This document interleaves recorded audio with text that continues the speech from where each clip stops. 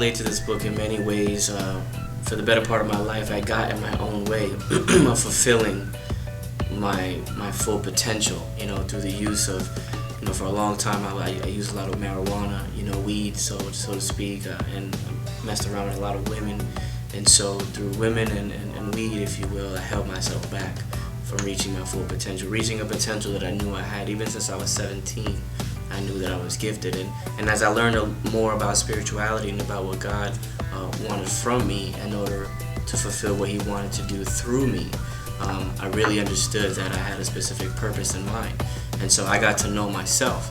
And so I chose the title, Get Out of Your Own Way, because I know that there's a lot of people like me that maybe are standing in their own way of fulfilling their destiny, of reaching that customized calling that God has prepared for all of His creation in terms of mankind.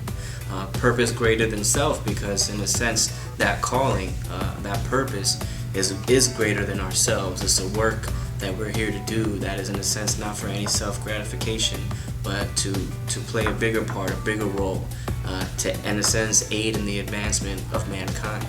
And so it's really just to encourage people, whether some people are into the drugs or maybe women or maybe food or whatever the case may be, but at some point, in some way, we all have something that's holding us back from reaching our destiny. And at the root of it all, it's ourself.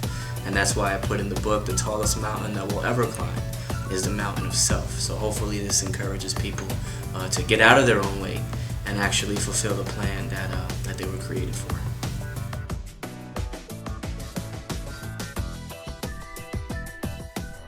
After people finish reading my book, I just really pray and I hope that they yearn to seek a better relationship with God. I hope that they seek out the purpose that they were created for. I hope that they go on the journey of really learning who they truly are, because unfortunately, who we are and how we've become are two totally different concepts. And in this world, we've been programmed to think that how we've become is our identity, is who we are, and that's not the case at all. Who we are is who God says we are. So as a result of reading this book, it's my hope, my passion that people just generate a stronger passion to follow God, to read the Word. This whole book points everybody to God, and so whether they have a relationship with the Lord, hopefully they strengthen it.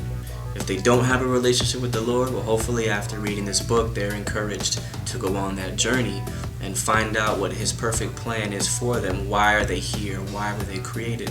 And maybe then they can understand their true identity and say, this is who I am, as opposed to confusing how I've become with who I am.